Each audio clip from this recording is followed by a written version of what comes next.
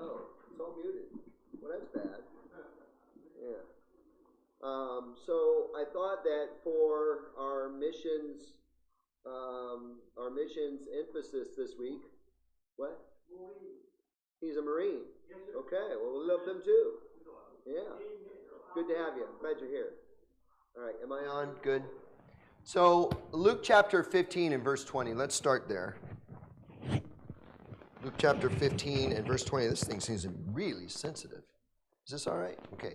Luke 15 verse 20. It says, "And he arose and came to his father. But when he was yet a great way off, his father saw him and had compassion and ran and fell on his neck and kissed him." This is the verse that God used in my life. And this is the verse that when I was reading this, I came to understand that I needed to turn and return to God, as it says here. What is it? Brandon did it.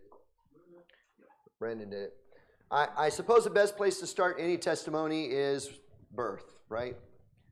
So I was born on the 23rd of July, 1962. Mark that down. Now you know I expect a gift, okay?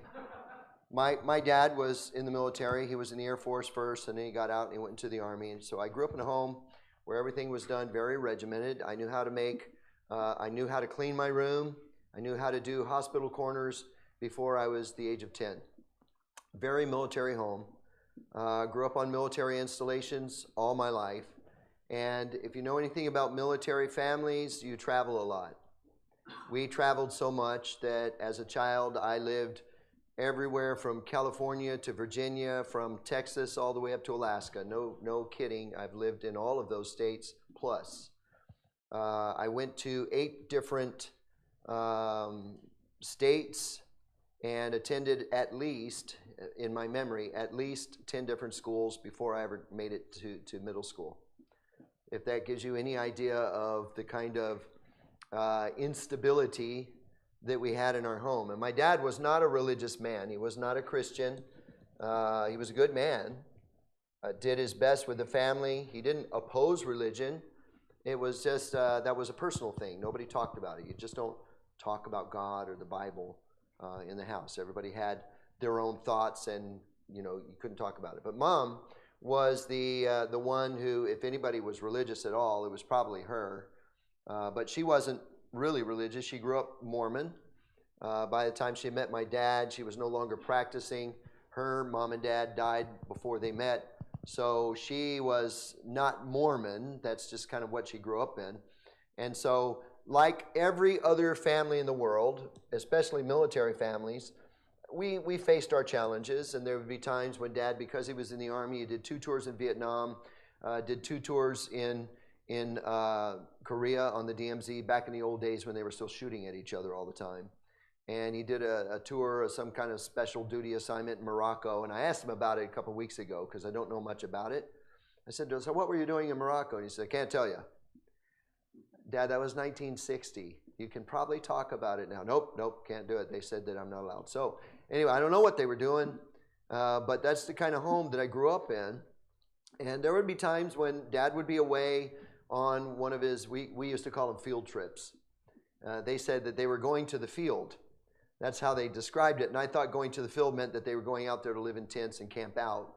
But he assures me that it was much more than that. So when we would go through these crises, my mom would get the family Bible. And I was young at the time, so it probably wasn't that big, but it looked this big. It wasn't that big, but that's the way it looked at me at the time. And she always read from the book of Revelation. I don't know why. I guess that's the book that fascinated her. So she would read from the book of Revelation.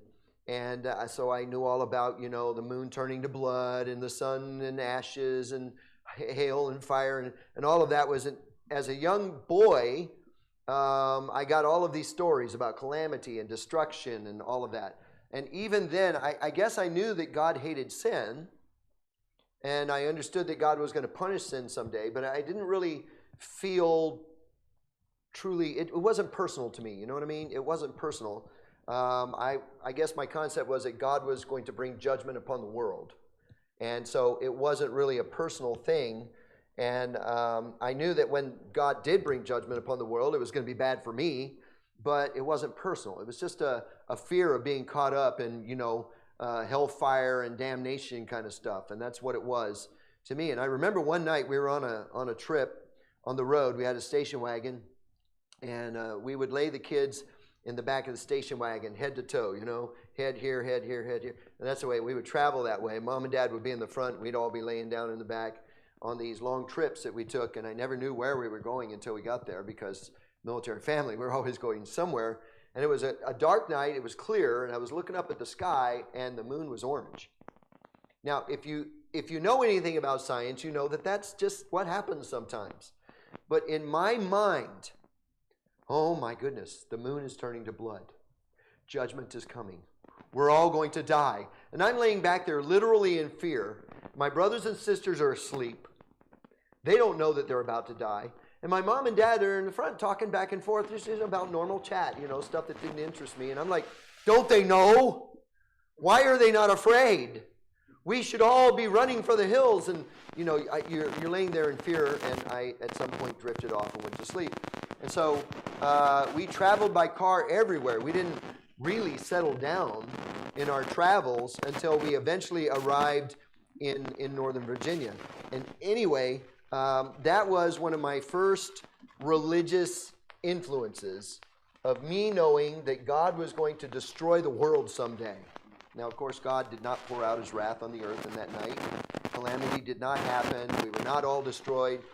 But if anything, it kind of illustrates to you that even then, at a young age, I kind of had a tenderness in my heart about spiritual things. There was something there about spiritual things with me. I had a cousin that lived in Colorado, and she was around my age. And whenever we visited, we would hang out because we were around the same age. And her parents, my aunt and my uncle, their last name was Brown. They were nice people, very nice people, wonderful people. Their name was Brown. They lived on a street called Maple Way. So every year they would send me a Christmas card with a dollar bill in it, and they would sign it. My aunt would sign it, the Maple Way Brownies, and I thought that was kind of funny. But they were always chasing after various spiritual things. One time we went there, and they had been talking to some guy who was a Messianic Jew. So they wanted to talk about all of the Old Testament prophecies as it related to Jesus, and that was what we talked about, for about a 2-week visit. The next time we went to visit them, they were now chasing after some prophecy guy, and everything then was about prophecy and reading the newspaper and, all of that. And so this is, religious ramblings that I went through every time I went to visit the Maple Way Brownies. Well, in one of our trips, for some reason, they had been experimenting with seances and occult practices. Now, they were not witches and warlocks, okay? I want you to remember, we were talking about the 1970s here. Everybody was experimenting with anything weird, okay? It's like, oh, let's go try this. This is weird. Let's do it because it's 1975, and that's what we do in 1975. And so they were doing that kind of thing, and there was one night on that trip that was especially strange. Everybody was sitting around waiting for everybody else to show up, and at some point everybody had shown up, and they made the announcement, okay, now you children stay out here. Don't come in the kitchen. You can't even look in the kitchen. You just stay out here. And they hung up a big sheet over the door. Well, what does that do for a kid like me? They might as well said, now we want you to see this, so make sure you peek, because that's what I heard, and that's what I was going to do. So they hung up the sheet, and they all got in there, and they turned out the lights. It's nighttime. So it's dark. You can tell when the lights are on through a sheet, and when the lights are off through a sheet. They were clearly off. And we're like, what are they doing there? That made it even worse. And they told us, you can't look in here, that's adult stuff. What does that do for a kid? Adult stuff. Yeah, we're going to look. So what did we do? My cousin and I, we just kind of peeked through. And they were sitting around the table with a candle in the middle, holding hands. Someone with their eyes closed, someone with their eyes open, staring at the candle, some of them staring at the ceiling. And someone was talking to my grandma.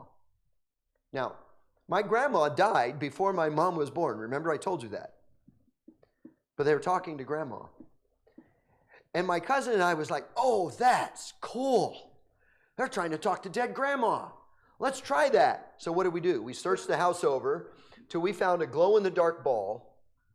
We held it up to a lamp, climbed into the closet. We sat there holding hands, staring at this glow-in-the-dark ball, talking to Grandma. And I'm glad she didn't show up. That would have been really, really scary. And I don't know how many hours we wasted sitting in that closet with that dumb glow-in-the-dark ball, staring at that ball, trying to talk to Grandma. Now, I know to you that may sound like dumb, childish stuff, but it wasn't. Because what that did was give me an interest in, that occult kind of stuff. And so starting there, I started learning how to read cards, and started reading articles on reading your hand and the lifeline and all of that stuff. And I got really interested in all of that. And I started doing that in life. Well, life goes on, and it was not really child's play. It definitely left an impact on me. At that time, we were living in Fort Hood, Texas, and I think I was about 10 years old. And they had a big thing on post, and it was, for those of you that don't know Army, Air Force is base, and Army is post. And what is it in the Marines? What are they? Camp. Camp. Okay, so it's camp for you guys. Post in the Army, and Air Force is a base. But anyway, so the Army post had this large rally. It was called Expo 72. And Oral Roberts, which, if you don't know him, he was a well-known televangelist and a phony, by the way. He was supposed to fly in by helicopter, and he was a big name in the televangelism circuits at the time, so everybody went. It was a huge event. They had a big stadium there, and the stands were filled, and he was supposed to fly in on a helicopter and get out and do stuff. I don't know what he was going to do, but we were all there. We were all waiting for Oral Roberts to arrive, and then a huge wind and a storm blew in, and it started raining like crazy, and the wind was blowing like crazy, and we're sitting in the stands. And so what do? Everybody got out. We all went under the stands because the announcement was made that he wasn't going to be able to fly in the helicopter in all of this weather. They were going to have to wait until the wind died down. We expect it to happen in an hour or two. And so we all went under the bleachers, and we're waiting. And that's when I met a group of soldiers. Remember, I'm about 10 years old, and I'm there with my dad. There was a group of soldiers there that were passing out little bitty gospel tracts. They looked like cartoon tracts, and I got one of them because I was a kid, and I like cartoons. And they were singing hymns and talking to people about Jesus, and I'd never heard anything like that before. Now, I'm 10, so I'm not really getting a lot, but I wanted one of those little gospel tracts, I thought it was a cartoon book, and I got it, and I still remember the name of it. It was called Holy Joe. It was about some soldier who got killed, and he went to heaven. That's all I can really remember about it. But I do remember that, and so that kind of left an impression on me. I was like, wow, there's some people out there that are really kind of radical about this whole Christianity thing. Remember, we didn't talk about it at home. You say, now, why did your dad take you there? Well, because at that time, he had kind of moved up in rank, and there was a lot of pressure to make sure that there was lots of support for Oral Roberts, and so he had to go, and he had to make sure all his people went, and you get it. If you're in the military, you know how that goes. And so we were all there. So as soon as I got my cartoon book, I started flipping through it, and life goes on. And shortly after that, my dad gets an assignment to Alaska, Fort Greely, Alaska. So the whole family, we packed up in the back of a Chrysler New Yorker. I used to call it the boat car. And by that time, there were 5 of us kids, and there was 5 kids in the back seat of this Chrysler New Yorker, and we drove, I emphasize, we drove from Fort Hood, Texas, all the way up to Fort Greely, Alaska. That's over 4,000 miles on the road. And the last 1,000 miles of it was dirt and mud. Oh, and by the way, it rained a lot during that time of year. So it was a very long, dirty trip. And we got up there, and I went to the school, and I found out that this school, it was a Dodge school on base, and all the military kids went to this school, And there were 12 classes. There was first grade, second grade, third grade, fourth grade. And there was however many people that was the age of fourth grade. Those were my classmates. I think there were about 20 of us. And that was it. You knew everybody. It was a very small post, and you knew everybody. Well, one of the kids was the chaplain's son. And we became good friends because, after all, we both liked cartoon books. And so we would trade cartoon books. And one day he says to me, he says, hey, did you know that my dad's going to start serving donuts at the chapel after the service? I thought, well, if there's a good reason to go to chapel, that's it, for sure. So I started going to chapel to eat those donuts. And after the service was over, we would go into the back room there, and there would be the donuts, and they stacked them up, a big old platter stacked up with donuts. And, of course, you'd start at the top and eat your way to the bottom. And so this goes on for a few weeks. And then one Sunday, I'm sitting there in chapel service, and his dad is wah, wah, wah, wah. You ever watch Charlie Brown? That's what it was, wah, wah, wah, wah. And I'm waiting because I'm there for the donuts. And then I don't know what he was, I really don't know what he was preaching about, but he said the word donut. And it was like, wah, wah, wah, wah, donut. And he used the children and the donuts as an example of greed. And he said, you know how it is. You can watch the kids. The closer we get to the last donut, the faster they eat the one they're holding because everybody wants to get that last donut. And I went, good night. He's been watching me. And I felt for the first time guilt over sin. I didn't really recognize all of that, but I knew that I was guilty. I knew that I was the guy doing that. And so since that time, and if you know me, you know I struggle to eat the last of anything unless I am alone because of that donut story. And so I decided I would never eat the last donut again, which I didn't, but that only lasted for about 3 more weeks because then some old guy grabbed me at the end of the service, and we're supposed to go eat donuts. It's donut eating time, you know what I mean?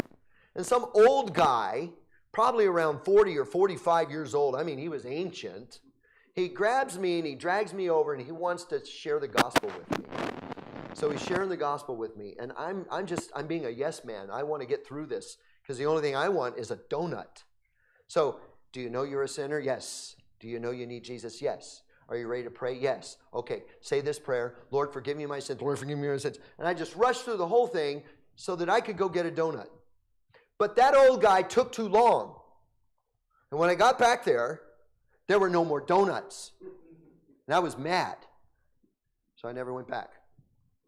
I never went back to chapel because I couldn't get a donut. Yeah. So I went through teen years. It was pretty uneventful, I guess. We left Alaska, moved around a little bit. We finally ended up in Fort Belvoir, Virginia, which is not far from Washington, D.C. And everything was typical teenage life. But now I'm living in the big city. And it was a pretty fun time in my life because I was learning, I didn't go to a Dodge school at that point. They took all the military kids and put them on a bus, and the bus stop was right outside my house. I remember looking outside when we first got there and seeing all those kids, and they were, they were the children of senior NCOs and officers, and that's the neighborhood we lived in because we had too many kids. They couldn't put us in a smaller place, so they gave us a bigger place, and that was the rules. So I was living with all the rich kids. That's what I thought they were. And so I looked out and I saw all these well-dressed kids. And I started thinking about my country hick family. And I said, this ain't going to work. So I didn't go to school that week. Instead, I went and got some clothes that were normal clothes, like Levi's jeans and T-shirts like some of them were wearing. And I sat and listened to the radio and I listened to all the music. Because my dad raised me on Hank Williams and Elvis Presley, and I knew all about that. And so I had to go learn about, the music the kids were listening to so I could fit in. Because fitting in was incredibly important to me. So I learned how to do that. And I learned how to be cool. And so I would at school, my dad would go off to work and I'd jump on my bicycle and ride into Washington, D.C. and I'd go to the museum and hang out in the museum all day. Then jump back on my bike and ride home before Dad got home. Because, like I said, he was a military man, and he knew how to make you listen, if you get my drift. So at some point during all of that, we made another trip out to Cheyenne, Wyoming to celebrate Christmas with my mom's family. That's where my cousin lived and the Maple Way Brownies lived. I guess I was about 15 years old then, and my aunt gave me a Bible for Christmas, and I didn't want it because religion's not cool. But I couldn't throw it away because I knew if you throw a Bible away, lightning's going to strike, God's going to leave a smoking hole, you're going to die because you threw a Bible away. So I couldn't throw it away. So I would put it up on my shelf in my closet, out of sight, out of mind. And I went through the rest of my teen years, and I joined the Air Force. Why did I join the Air Force? Because my dad said, we're going to move out to Colorado. And I said, what? I got to finish high school in Colorado with a bunch of people I don't know? I'm not going. He said, what are you going to do? Well, I wanted to be a rock star. I wanted to go to Southern California, where all the nice cars and the beautiful women and the beaches and, the drugs. I wanted that lifestyle. That's what I wanted. And so I told him, I'm going to stay here. He said, you can't make it, son. What are you going to do? I said, I'm thinking in my mind, I'm so sick and tired of people telling me what to do. So I joined the Air Force so I could be close to home. In case you don't know it, I'm not from Kunsan City. I've never been close to home since. And I found out that in the military, they definitely tell you what to do. So you learn some things. I go off to George Air Force Base. Well, I was in tech school. And in tech school, we're all waiting for our assignments. You guys know what it's like. You're waiting for your assignment. And here comes my assignment. I look at the RIP, Kunsan Air Base. I'm like, ugh! I don't want to go there. I want to go to California. In my same class was another guy, and he gets his RIP, and he goes, California. I want to go to Korea. I'm like, we should talk. So back in those days, you could swap assignments. You call the right people, and you could make it happen, and we did. So I avoided Kunsan. And I went to George Air Force Base in Southern California, and I was living the life, man. We formed a little band of military guys, and we were making some local money and doing pretty good and having a good time, and all of the bad stuff that comes along with that kind of lifestyle. That was me. I remember one night I got so I wish you guys weren't here, but you're here. I got to a point where I was in a park at night after a party, and I fell down, and I couldn't get back up, and it started to rain. And I looked up at the sky, and I said, why are you doing this to me, God? Why do you hate me? I was lonely, I felt miserable, and I couldn't get up. The next morning when the sun came up, I could actually see my dorm from where I fell. Had I not been in the state of mind I was in, I'd have probably seen it that night. So I was in California. My first boss, or one of my first bosses, was a Christian guy. And he was a nice guy, and he started talking to me about the Lord. And I was kind of listening, but, kind of not. You know what I mean? But he seemed like such a nice guy. So I was kind of starting to think about things and starting to think about my life. And then that's when it happened. We had a party, and there was lots of alcohol, and he had a beer. He was holding a beer. And I thought, well, he's no different than me. Why should I change my lifestyle if he's no different than me? So I brushed him off. After that, I didn't want to hear it. And then another guy comes. His name was Dale De Los Santos. If you ever run into him, he's going to be my age, and you can tell him that his tormentor was worth everything. Okay? So he didn't want to go with me anywhere. Didn't want to go to our parties, didn't want to hang out with us, wouldn't smoke, wouldn't cuss, wouldn't drink, didn't stand that kind of stuff. And it bothered me that he didn't like me. It wasn't that he didn't like me, it's just that he couldn't be around me. And it bothered me so much, I said, Dale, we need to be friends. So here's what I'm going to do. I'm going to cook dinner at my house, and you come over. I won't smoke, I won't drink, I won't cuss, I won't play any of my loud rock music, I won't do any of that stuff. I want you to be comfortable, and we'll talk about whatever you want to talk about. And he showed up with a Bible. I went, oh man, God set me up. God set me up. So, of course, we had dinner. And after dinner, he starts saying, well, I want to talk to you about Jesus. And he does. He talks to me about Jesus. And I wanted him to finish and go home. You know what I mean? So I told him, I said, yeah, back when I lived in Alaska, I went to the chapel. I was a Christian, but I kind of gotten away from God since then. Now, you know and I know that was the biggest lie in the world. My Bible was in my closet, and I still hadn't read it. I'm at the age of 20 years old now. I've had it for 5 years, and I still haven't even opened it. He said, oh, okay, all right, well, I want to give you something. This might encourage you. He gave me this little pamphlet. And if you've been around Christianity for a while, you know that sometimes you can get these pamphlets that got lists of things. It had a list of miracles that Jesus did, and a list of parables, and a list of this, and a list of that. Read this if you're sorrowful. Read this if, you're going through trials, and read that kind of list. And on the back, it had a few Bible verses for the gospel message, telling me I was a sinner, telling me I need to repent, telling me I need to ask Jesus to save me, and all of that. But because of those Bible verses, I couldn't throw it away. It was Bible. And then we get struck by lightning. So what do you think I did? I took that little thing and I put it in my Bible, and I put it back on the top shelf, and I was never going to look at it ever again. I had no intentions of ever reading that. Life was wonderful. I was so happy living the life of sin that I was living. And then it happened. I got an assignment to Kunsan Air Base. I said, what is going on here? Why can't I get away from this place? So I came to Kunsan. And when I got here, I immediately got involved with the wrong crowd, which, by the way, is just about everybody, especially in those days, doing all the wrong things. And for the sake of the kids, I won't go through the list of all the wrong things. You can figure that out for yourself. And I got another guy on my crew. His name was Ron Slepecki. We were the same rank, except he had 1 week more time and grade. So he got to be the boss, and I had to be his assistant. And I hated him because he was one of those Christians, I would curse God, and he'd say, that's it, Jim. Curse God because all your dirty, rotten sin, that's all God's fault, right? Your miserable life, that's all God's fault. I hated that guy. I got him in trouble on purpose sometimes. I was that bad.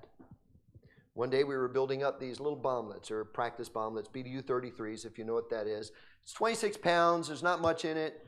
And it is a very boring job. You build 1,800 in a day, put them on the tables, put the spotting charge in, put the C block in it, put the cotter pin in it, a little drop of RTV, and basically put it back in a box. So everybody's got their own job. And you do that almost mindlessly, and you're just conversing. And I told a joke. Couldn't tell dirty jokes because Ron wouldn't like that. They had to be clean jokes. So I told a joke about my cousin Benny. Benny, the angel, told his mom that he wasn't allowed to get a haircut because if he got a haircut, he would turn into a funeral urn. Everybody knows what a funeral urn is, that pot you put the ashes in, right? And so, as the story goes, he got drafted, they shaved his hair, he turned into an urn. And the moral of the story is, get ready to groan. A Benny shaved is a Benny earned. And Ron looks at me and he says, so you like stories with moral endings? I said, yeah. He goes, you ought to read The Prodigal Son. And that's all he said. Wow, that bothered me so much because he knew something I didn't know. I hated that. So I went home. I knew it had to be in the Bible. From Ron, everything was Bible with Ron. So I went home and I opened the Bible. And I couldn't find the story. Then that little pamphlet fell out. Prodigal son, Luke chapter 15. And I found it. And I read it. And God ripped my heart out and showed me that I was a sinner. The next day, we got a phone call from the first sergeant. I had to go up to see the first sergeant. I was going to be signing a form. I forget the name of the form. Maybe you know. Maybe they've changed the form by now. Who knows? But it's that form you sign, which basically says you're not allowed to re-enlist. Now, that was a big problem with me because that was February. And in July, I was supposed to go back to Langley Air Force Base And I was supposed to be getting out of the service shortly after that, except I didn't want to get out because I had just gotten married, and I knew my wife was pregnant, and now what am I going to do? My dad disowned me because I was marrying an Asian. Her parents, they weren't going to help us because she was marrying an American, so you can see how that's working out. We got no support. I'm scared. We're walking up the road. I had just read Luke chapter 15 the night before. I realized God was getting my attention. So I prayed. And I said, Lord, I know I've offended you. I'm sorry for my sin. If you can take my life and make something of it, I promise I'll live for you. I got up to the first sergeant's office, and there was an emergency. He got called out. He wasn't able to get back to me for a week. I don't know what happened in that week, but that next week, he told me, I'm going to give you another shot, son. You better make good with it. And I did. Now, here's the part of the story that is amazing. Ron Slepecki was a faithful member of this church. First church I ever attended, really, except for I went to Catholic Mass once. I told you that story before. First real church I attended was this church. So I left here and I went back to Langley. I was there for 19 months, and I got an assignment. Kunsan Air Base. Again. So we come back to Korea again for 4 years, and I served under Brother Stewart. I went from Sunday school teacher to treasurer to assistant pastor, even inter-pastored for a year here. And then I left, not wanting to leave, but the Air Force said I had to go. Went back to Langley. I was there for 3.5 years, and I got my next assignment. Osan. And I did what you didn't do. I called military personnel in Texas and I said, I don't want to go to Osan. I want to go to Kunsan. He said, there's lots of people that never want to go to Kunsan. We can make that happen pretty easy. Only I need one thing from you. I said, what's that? He says, you got to do a urinalysis because you must be on drugs if you want to go to Kunsan. So he was joking, of course. So I got my assignment swap and I came back to Kunsan. That was 1983. And I've been here ever since. If you would have told me, I'm sorry, that was 93. If you would have told me in 1984 when I first got saved that I would be a pastor here or anywhere, I would have laughed at you. If you would have told me that I would have been a Bible thumper, because that's what I used to call Ron, I would have laughed at you. If you would have told me that I would have ever been to the point in my life that I could actually teach a Sunday school class or preach or do anything like that, I would have laughed at you. But God's plans are not ours. Sometimes He corners us, and you can't get away from what He wants. Some of you may feel exactly that same way right now. I feel like you've gotten cornered. Here you are. You didn't want to be here, but you're here. It's God's will. Get with the program. Learn and grow. You got no idea what's in the future. I guarantee you that. So let's close in prayer. And then after that, we'll be dismissed. We're getting dismissed about 4 minutes early. The service starts at 11 o'clock. We do have a couple visitors, so make sure you meet them and greet them. And Brother Sam and his family is here, so make sure you meet them. If you haven't met Brother Ziner yet, make sure you meet him as well. So let's pray. Lord, thank you for your word. Thank you for how you work in our lives. Thank you for your grace. And I'm praying, dear God, that you'll use this day. This is the last day of our missions conference. Father, use these men as they speak. Do a work in our hearts. Give us a desire, Lord, to be a help in any way we can to missionaries. We'll thank and praise you in Jesus' name. Amen. Amen.